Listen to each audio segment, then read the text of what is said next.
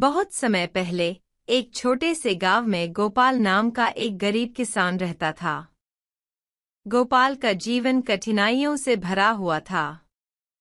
उसके पास एक छोटा सा खेत था जो उसकी और उसके परिवार की रोजी रोटी का एकमात्र साधन था।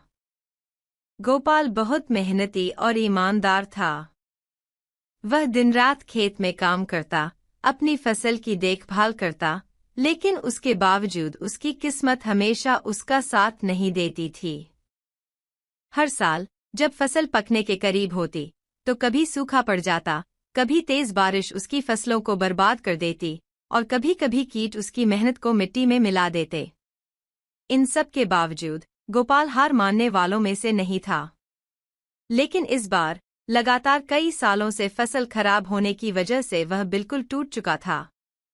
उसकी आर्थिक स्थिति बहुत खराब हो गई थी और उसके घर का चूल्हा भी मुश्किल से जलता था।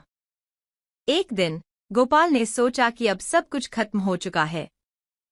उसके पास अब खेती के लिए बीज भी नहीं बचे थे। वह बहुत निराश और हताश होकर गांव के पुजारी के पास गया। पुजारी गांव के सबसे ज्ञानी और समझदार व्यक्ति माने जाते थे और लोग अपने जीवन की समस्याओं का समाधान उनसे पूछने आया करते थे। गोपाल ने पुजारी से कहा, पंडित जी, मैंने जिंदगी भर मेहनत की, लेकिन किस्मत ने कभी मेरा साथ नहीं दिया। हर बार जब मैंने फसल बोई तो कुछ न कुछ ऐसा हुआ कि सारी मेहनत बर्बाद हो गई। अब मेरे पास कुछ भी नहीं बचा है। क्या मेरी किस्मत कभी बदलेगी? पुजारी ने मुस्कुराते हुए गोपाल की ओर देखा और बोले, गोपाल, किस्मत मेहनत से ही बदलती है। भगवान ने हमें मेहनत करने की शक्ति दी है और वही हमारी किस्मत का असली रूप है।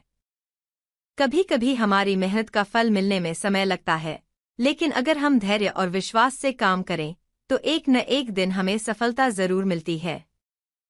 गोपाल ने पूछा, लेकिन पंडित जी, अब मेरे पास खेत में बोने के लिए भी कुछ नहीं बचा। मैं क्या करूं? पुजारी ने कुछ देर सोचा और फिर एक छोटी सी पोटली गोपाल को देते हुए बोले, इसमें कुछ बीज हैं।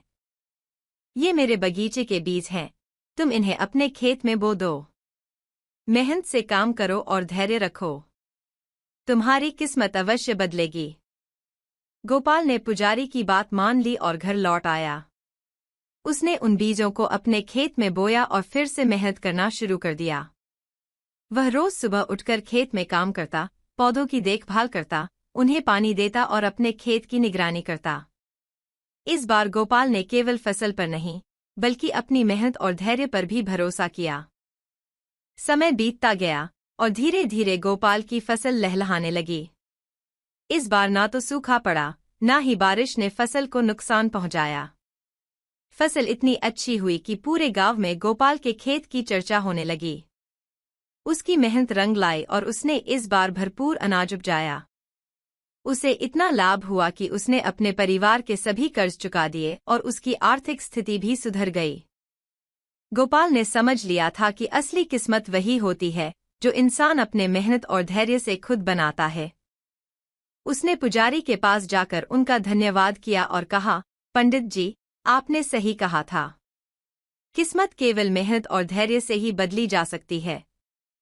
आज मैं जो कुछ भी हूँ वह आपकी शिक्षा और मेरे परिश्रम का परिणाम है। पुजारी ने मुस्कुराते हुए कहा, गोपाल, भगवान भी उसी का साथ देते हैं जो खुद पर और अपनी मेहनत पर विश्वास करता है। यह संसार कर्म का है और जो व्यक्ति अपने कर्म में विश्वास रखता है वह कभी हार नहीं सकता। इस कहानी से हमें यह सीख मिलती है कि किस्मत केवल मेहनत, धैर्य और आत्मविश्वास से बदली जा सकती है। चाहे परिस्थितियां कितनी भी कठिन क्यों न हो, अगर हम हार न माने और निरंतर प्रयास करते रहें तो हमें एक दिन सफलता अवश्य मिलती है।